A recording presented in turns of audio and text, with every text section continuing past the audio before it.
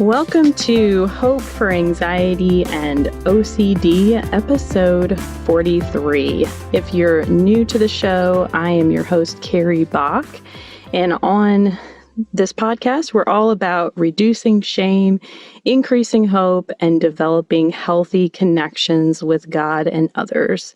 Today, I'm going to be talking with Kelsey Kemp, a certified career coach.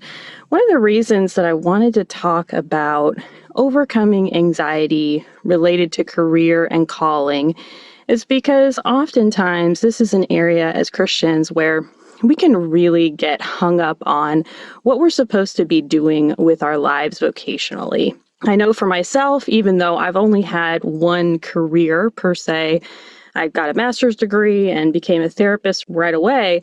However, along that journey, I've had many different jobs, and I feel like I've learned different things from each of those jobs. And at some point before I got into my private practice and had my own business, became self-employed, I came to this crossroads really I read this book called The Real Adventures of Working Girl about a woman who had had a bunch of different jobs. And I sat down, had this prayer time with the Lord and was like, okay, what is the role for me? Where do I thrive?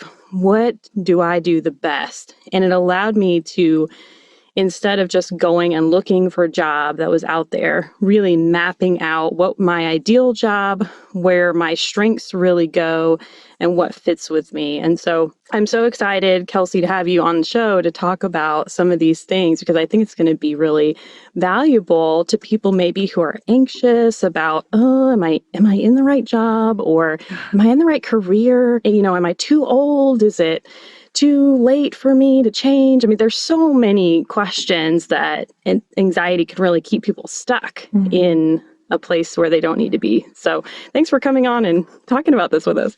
Oh my goodness. Well, now I actually just want to dominate this interview and ask you questions, because all that you said about your exploration of different jobs. And at first I was like, oh, she's a unicorn that stayed in the same career the whole time. But even you acknowledging that you had multiple different facets and roles to how you played that out, I thought that is actually so how callings go a lot of the time. Even if you only figure that out in hindsight, Right. that there was something drawing it all together, but there's a lot of ways that you could go about it. But man, do I also relate in what you're saying about how this is like a cesspool for anxiety with career decisions and worrying of, am I going to miss it? Am I going to get it wrong? Am I just going to totally derail God's plan for me? Side note, he's way more powerful than to let you do that. But anyway, yes, thank you. I can't wait to dive in. Obviously, I'm already like chomping out the bit, getting ready to go. How did you get into this business of helping Christians finding their calling? Oh, goodness. So I listen to business podcasts all the time. And I recently heard somebody say business is actually just radical empathy. And it's also reminding me of, I'm reading through all the Gospels again right now, of work as a way that we carry out the second greatest commandment. The first being, love the Lord your God with all your heart, soul, mind, and strength. I think I got the order right. I always mess it up. And then the second being, love your neighbor as yourself. So my story very much started with being the person that needed this help. Right out of college, I went into tech consulting. So I was working for a really huge multinational firm. I was in their digital and emerging tech group as a business analyst, helping really large firms develop basically overhaul their antiquated tech systems. And a lot of people, when I would say that, would say, oh, that sounds so cool. And my ego would say, yes, that's why I chose this. Well, that's why I wanted you to say, or that's what I wanted you to think about me. But it was so incredibly dissatisfying. And after 2 years, I really realized that I had spent so much of my academic journey and my young professional journey doing things that others deemed as most valuable or sought after. And it led me to just white knuckle my way into saying, I can do it. Look at what I could do. And over time, that just wears on you. I mean, 2 years, I guess it didn't even take that much time. It wore on me so much to realize that what you're called to do is so much different than just doing what you can. So I was very much suffering in my health, my mental health, and in the bottom of that pit, just so desperate. God, would you please show me what is your will for my life? Isn't that kind of the common prayer? God, Right. please show your will for my life. Please show me, please show me, please show me. And after a while, I just realized when I would dwell on Matthew 7:7 of the famous, like, ask and it will be given to you, seek and you shall find, knock and the door will be open to you. That sounds like a pretty active process, actually. Yes. And I realized I was waiting for God to actually just write the direct 10-step instruction list on the wall for me. And I felt convicted of my spiritual brattiness, actually. That God, I need you to essentially, I realized, assure me from all discomfort, ambiguity. I want you to confirm that I'm going to have such a significant life of my dreams. And I want you to get me on the direct path to being there without any searching. And so when I realized, oh, okay, I really got to start making this an active process, doing my research, learning about fields that I don't even know exist, because I realized I had a pretty childlike view of what career options were available to me. All the while, God just revealed to me this moment of remembering what my mom always said of necessity is the mother of invention. Again, that's a theme of love your neighbor as yourself. What did I most want? I wanted somebody to help me discern what I was truly called to do occupationally. And so I thought, I'm 24 and I have no idea how to solve that problem.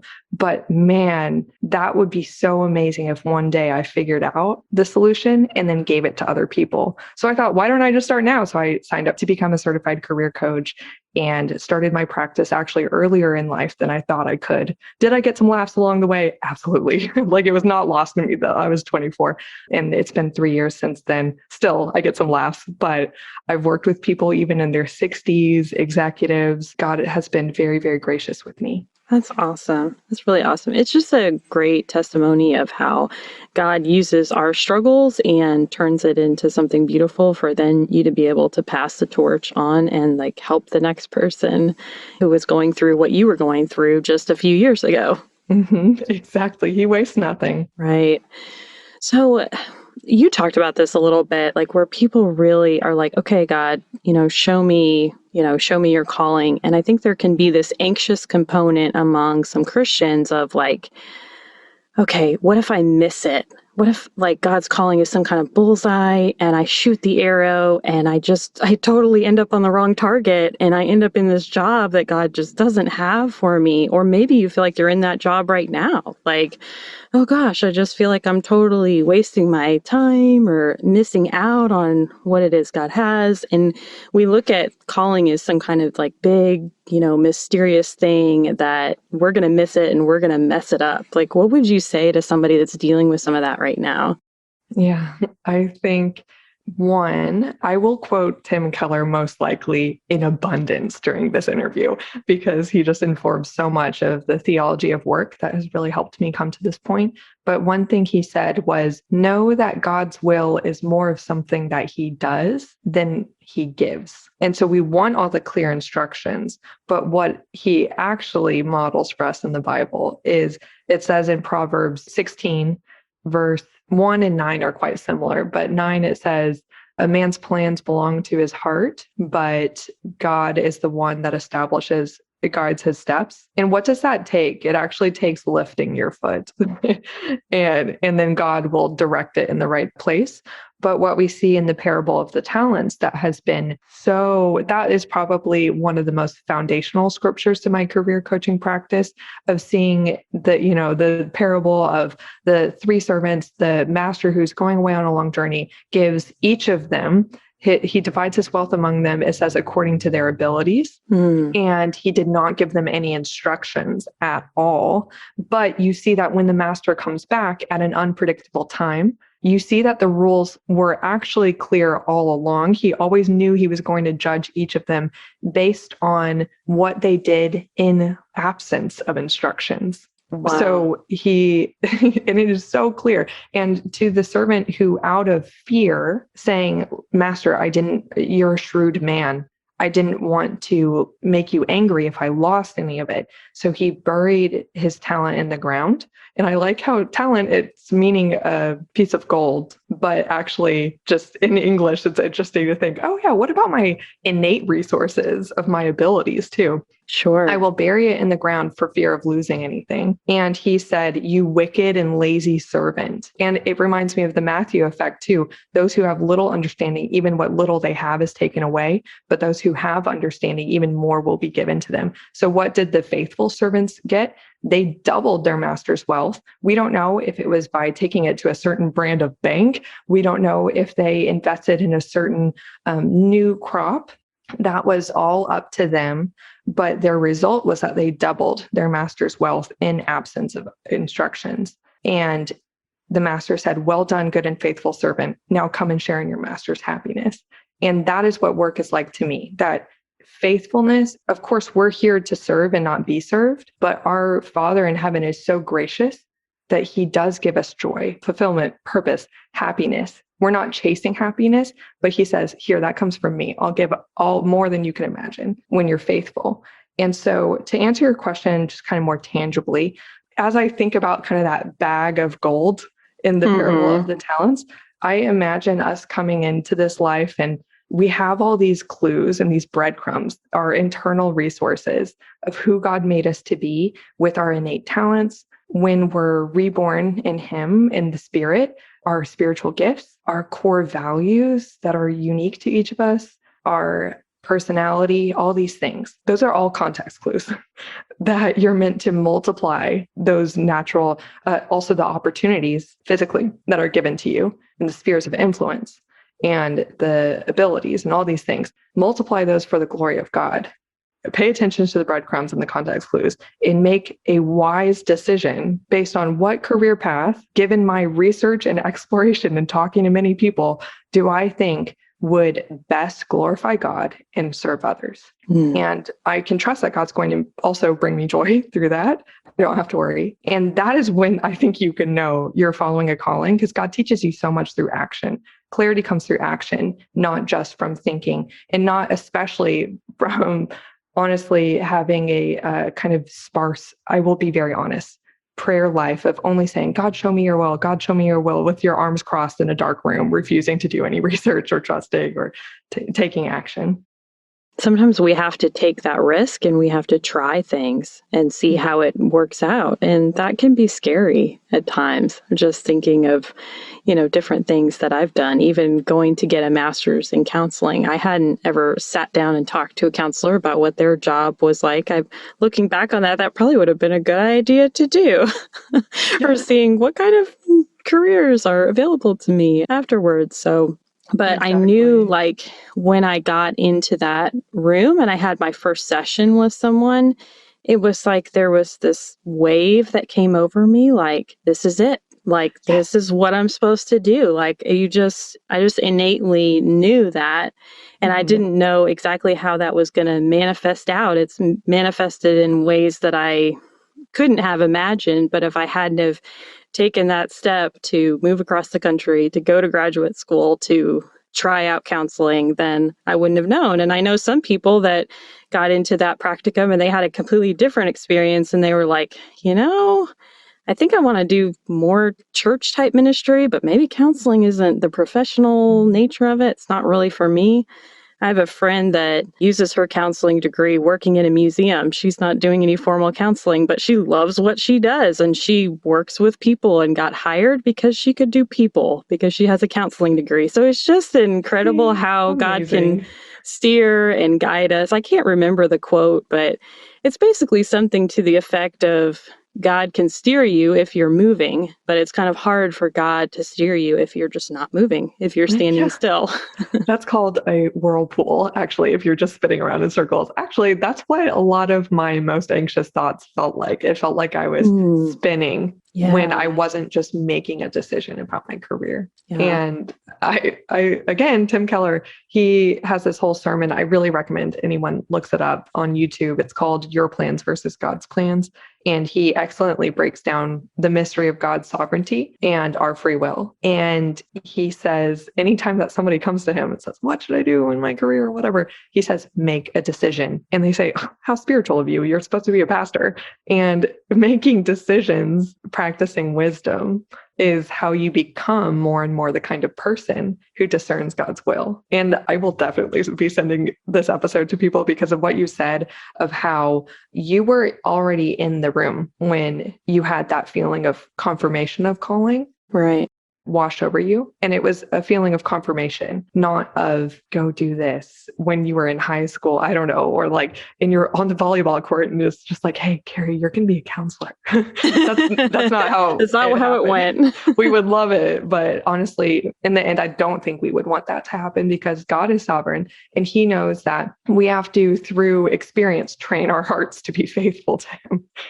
Right. And especially in ambiguity. Yes, that's true. And you can pray about things and sometimes you don't have the clearest sense. It's not something that's for or against in the Bible. You know, if it's a very clear, aligned with scripture, okay, this is very clear, you know, I need to do that.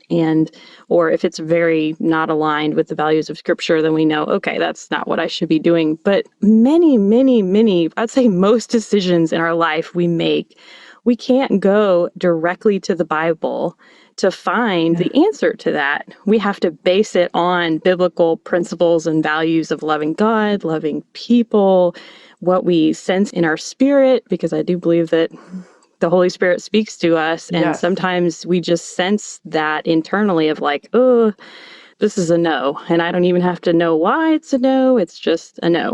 It for me is. Yeah. So we can trust those things that God gives us, but sometimes we just have to say, okay, God, I'm not sure, but this is the decision or the direction that I believe that you're sending me in, and I'm gonna go in that direction and do it. I think that you're spot on with what you're saying.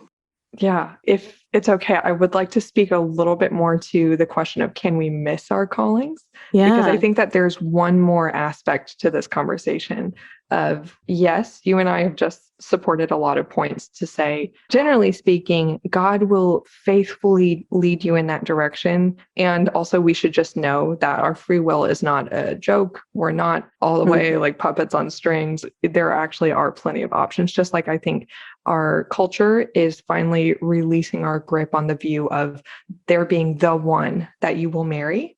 Mm-hmm. There's a lot of personal choice involved with that as well, though we know that we could trust God. He's guiding us.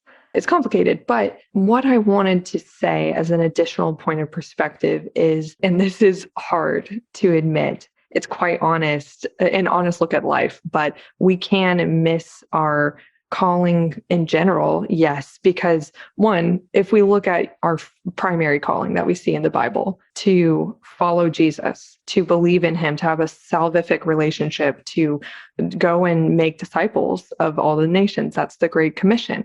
Right. We see those callings are very direct instructions that are blatantly listed out. Mm-hmm. Do people opt out of those constantly? Yes. Is it unequivocally God's will that we would all follow them? Yes.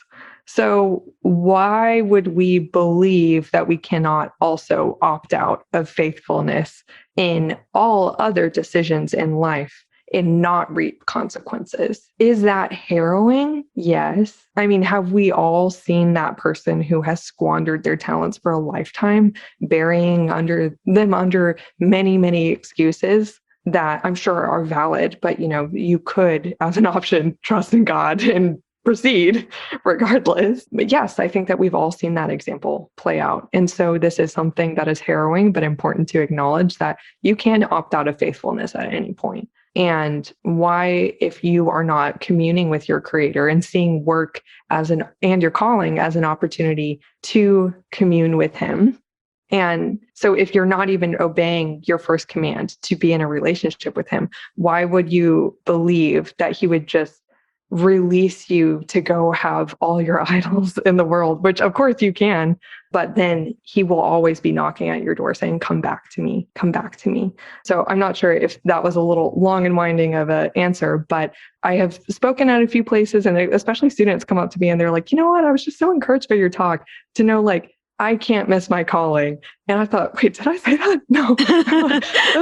Uh-oh. I think that, like, if you're opting into faithfulness, you could trust absolutely that you are a part of God's promises. He's guiding your steps. He's even guiding your words, as it says in Proverbs 16:1. And he is working all things together for your good. For those, what does it say? People just say he's working all those things to your good in Romans 8:28, but they don't mention the last part of that verse. For those that are called according to his purpose, who love him and are called according to his purpose. Right. So I think that there is like a pulling up to the bar. And then I think that you could be super secure. Right. I think about Matthew 6:33, that seek first his kingdom and all these things shall be added to you. It's like if you have your priorities and your perspectives in order and you are seeking God, he's going to lead and guide you in whatever that next piece is, next step. You don't get the whole roadmap. Sorry, that's not how spirituality, Christianity works.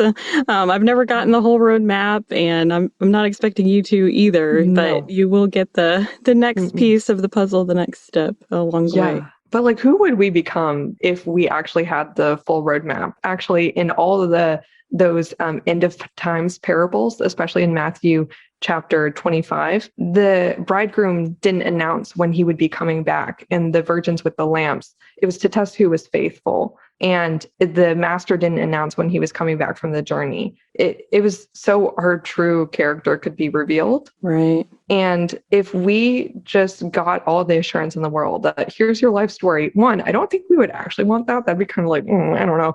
I want a little mystery of my life. But then also, this is an opportunity to grow with him in the midst of uncertainty. Mm-hmm.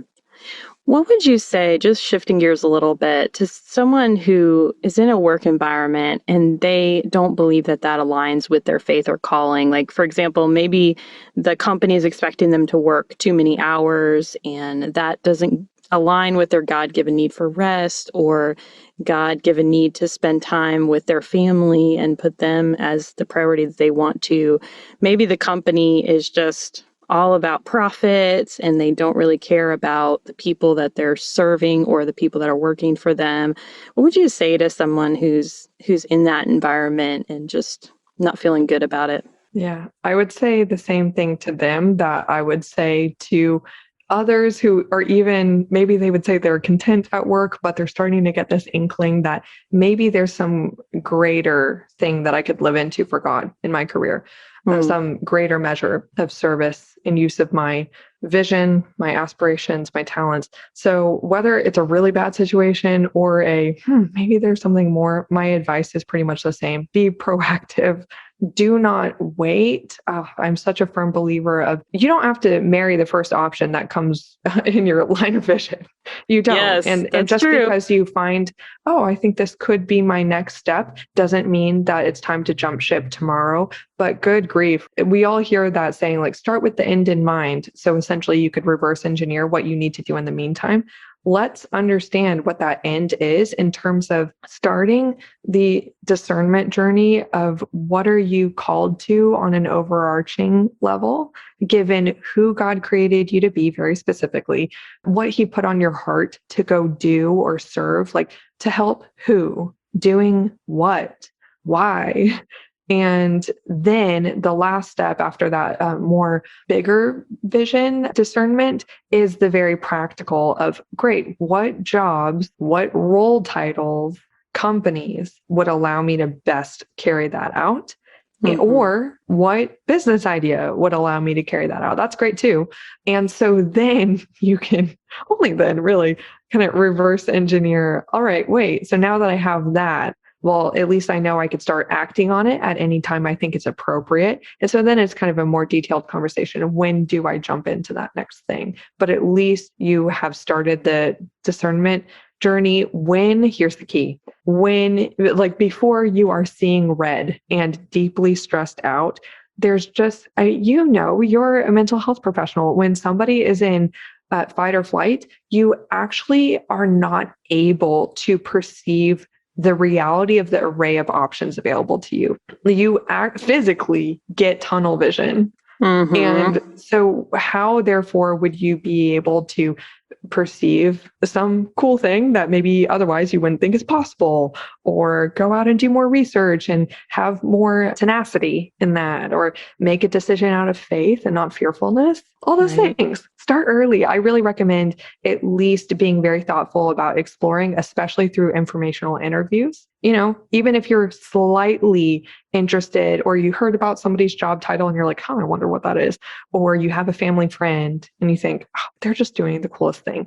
Even if you aren't 100% sure, that's the key. Don't make a decision before you actually do research. I find people really force themselves to make career decisions before they know what the day-to-day reality is like in that job, what tasks they would spend the majority of their time doing, what the career outlook, what the growth trajectory is, and if they're okay with all of those things. I find that people do not want to have a coffee chat with someone unless they've already decided, I for sure want to be an HR professional because I'm a people person. And little did they know there's a ton of paperwork involved in that. And also there are so many different specialties in HR, it's mind-boggling. So if you do those informational interviews, you would know that. But I find that people try to decide beforehand so they could treat their networking conversations as I'm just going to say a few things to sound impressive until I could get to the punchline where I ask you to pass on my resume, when actually it should have just purely been a research conversation. That's good to note, I think. Are there any specific guidelines that you use when helping people evaluate whether it's time to stay or time to go in their job? There's a couple, and I actually have a free quiz about this on my website that goes through in depth more on each of these criteria, and it's interactive. And it's not meant to make you make a rush decision. That's the point, just to help you predict, okay, what are the number of months that I should really be expecting, and why, if it is a yes, I should leave, why, and what else should I do instead? So that's some of the things that can help. But to run through a few of them right now, one, do you actually want your boss's job or your boss's boss's job? Do you actually, not only maybe on one end, if there are growth opportunities within your current field or your current company, do you want them? Or maybe I've talked to a lot of people that do like their job, but they get frustrated because their current company does not offer advancement opportunities. And that's essential to career satisfaction. So that's one thing. Advancement. Do you have the opportunity and do you want it? And what about your team and your boss? I think there's not too much to be said on that. Is it toxic? Sure. Can you trust your management? I think that's something to take quite seriously, because I've seen people booted out. I've seen bad reports given that are not merited. If you actually cannot trust your management, then I have a dear friend right now who's going through that, not merited whatsoever. That is truly something to get out of quickly. What about, are you interested in the subject matter of your work whatsoever? Maybe you've been sticking around because you enjoy your coworkers, and there's a few perks, and you have a really cool summer party and a Christmas party, and you like those things. Or your end of year serviceman is just the best and you want to stick around for that. Or the health insurance, it's just premium. But what about the actual tasks that you're doing? Do they agree and utilize your innate abilities?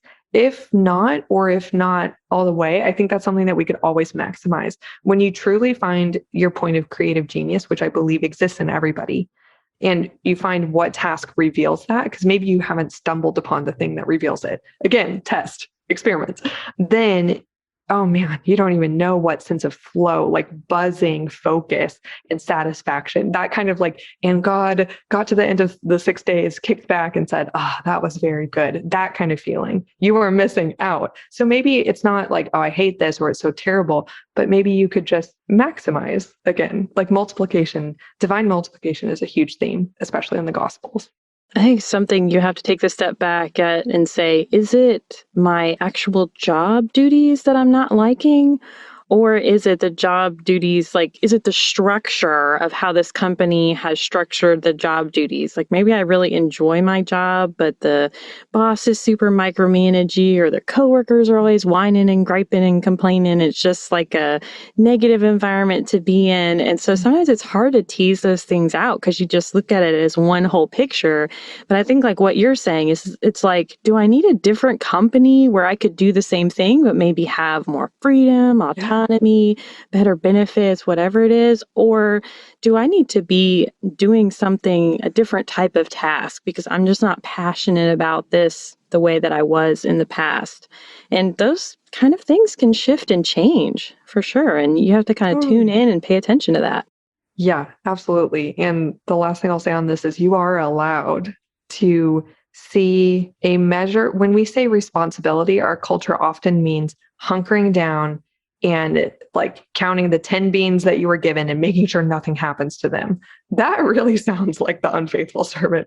But actually, I think responsibility should be more defined by, I assessed everything that God gave me and everything that I really believe is such a God-given desire that he put on my heart. And I did my darndest with it. Like, I just went for it. A lot of wisdom is not deciding between good or bad. It's deciding between best or better. And I think that I just want to say, you are allowed to change jobs. That doesn't mean that you're a bad person. That doesn't mean you're a bad Christian. That was a big deal for me because my main idea of the theology around work that I grew up around was, and I'm not blaming any pastor because, they're not a career coach. They're not obsessed with studying the Bible through the lens of career ethics as I am. That's okay. That's why I'm doing what I'm doing. But what I did pick up was to be a good Christian at work is to just take whatever God gave you, which, by the way, releases all agency from yourself. And whatever job is right in front of you, you just have to take it. That's kind of the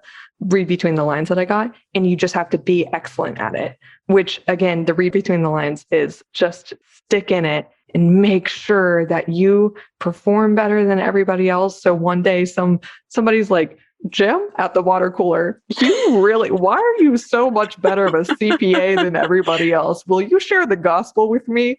And that's just not how it works. Like, honestly, Right. Due to common grace, like, oh my gosh, non-Christians and Christians, non-Christians can be so much better at a job than Christians can. That's fine. So anyway, I think faithfulness is just choosing for better, or choosing the better, not just managing only what you have, expanding your impact for the kingdom. You don't have to stay where you're at. That's so good. That's so good, because I've talked with clients who have felt guilt over leaving their job. Like, I don't want to leave my manager in a bad place. They're just very conscientious of what other people are experiencing or thinking, or they're not wanting to disappoint someone. Maybe this coworker helped me get this job. I feel like I shouldn't leave. Or there's so many emotions that can get tied up in those things, even when we know clearly, like in our mind and in our spirit, no, it's time. Like it's time to move on. And if the Spirit is telling you that, and you know that you will be able to glorify God more and serve others better in another place, then please trust the Lord to fill that seat with somebody better, which is very humbling. Okay. Wow. But he has the whole puzzle mapped out. Please, your only concern is to follow him and play your piece. He will figure out the rest. I also speak with clients that are they see so many problems in the world. I think that, this was a big part of my quarter life crisis. There's so many things I care about, so many things I'm grieved by. The most loving thing you could do is to pick the one I don't want to say just pick one, because that always freaked me out. But what about, in a more playful way, pick the one that you're drawn towards most, and trust God to be God and you to be a human who could probably just do one thing super duper well. Right. He will fill out the rest. That's good. This has just been a really great conversation. I've enjoyed it so much. Likewise. At the end of the podcast, I like to ask every guest to share a story of hope, which is a time where you've received hope from God or another person. I cannot wait for the story that I'm about to share. So I actually wish I received this from someone in person, but admittedly, I heard it on a podcast, but it was just too good not to tell all my friends about, even still to this day. This instilled so much awe in me. Like, wow, God is so big and I'm so small. Of when this pastor in a country in the Middle East, undisclosed, he is ruthlessly going out and risking his life, sharing the gospel all the time. And even though he really is, I think, I wanted to say like taking everything in his hands as much as he can, I would rather say he's stewarding his job as much as possible. He's initiating conversations about God everywhere he goes, but still in humility, he said, don't get it wrong. Like, God is the only one that could save someone. And it reminds me of the loaves and the fishes of your job is only, I love how Dallas Jenkins, the creator of The Chosen, he says this. He says, your job is only to bring the 5 loaves and the 2 fishes for Jesus to bless. Even if you're like, Jesus, like there's 5,000 people here. There's no way this feels really dumb. Bring it to him. And it is not your job to feed the 5,000. It is only your job to bring the loaves and the fish. Jesus is the one that will multiply it for the 5,000. So similarly, this guy, he's saying, God is the one who saves. Let me give you an example. I went out into an incredibly rural village, has almost no contact with the outside world. I went into this one man's tent and I was telling him about the gospel. And this man said, oh, I've heard of these things. And the pastor's like, how? Like, this is so remote. And it's a predominantly Muslim country. And he said, a man dressed in white has been coming to my tent every single night for months. And he's been telling me to write things down. And the pastor said, show me what he's told you to write down. Wow. Word for word, it was the entire book of John from the Gospels. Wow. In his language. In his language. That's incredible. Yeah. So that's what God means when he says, I am the one who calls you. But like he said to Moses, I made you have a mouth. Okay. Mm-hmm. All I need you to do, but I don't even need you. It says in Acts 17, as if he is served by human hands. He's not. Mm-hmm. He can do this all himself, but he knows for our hearts that we need to participate with him as a gift. It's a gift to him, or to us actually, and to him. But anyway, he says to Moses, I gave you your mouth. I'll also give you the words to say to Pharaoh. I'm really just asking you to walk into his court. And he is the one who calls us, but all of our callings are for him and for his glory, and they will be done through his strength, achieving the results that he always wanted for himself. He just wants our faithful hearts to say, even though this seems ridiculous, I guess I'll build the ark. Even though this seems ridiculous, I'll lift up the loaves and the fishes. Even though I feel so scared, I'll go into Pharaoh's temple. I think that's how our careers are supposed to feel. Not fearful, because he commands us to fear not. And he commands us to not worry. And that's not like the disciples said at one point in the gospel. They were like, how is that possible? You're asking us to be perfect. And Jesus said, yes, with man, this is impossible, but with God, all things are possible. So he's not asking you something that you can't do in him. You need not worry, literally, but we can live quite gloriously on the edge for him. And that is what I really hope to help people do through my practice. That's awesome. I love it. Well, Kelsey, we're going to put the links to your website in the show notes so that people can find you. And my assistant's going to go through and pull all the scripture references to scriptures that you mentioned today. And so we'll put those in there if people want to do some study on those passages. I think that would be awesome. That's the best thing you could do. Let God preach to your heart, not me. Oh, thanks for being on the show today. Oh, thank you so much. This was just the most jubilant conversation. One addendum that we forgot to talk about is that Kelsey has a podcast as well called Answer the Call. So if you like what you heard today and you want to hear more, go check out Kelsey's podcast as well. She has a link through her website that we're going to put in the show notes. If you have been a regular listener to our show, I would love it if you could rate and review us on iTunes or other platforms that you listen on that allow reviews. That really helps people find our show and validate that we're talking about good things. So I appreciate you so much for listening and taking the time to do that. Hope for Anxiety and OCD is a production of By the Well Counseling in Smyrna, Tennessee. Our original music is by Brandon Mangrum. Until next time, may you be comforted by God's great love for you.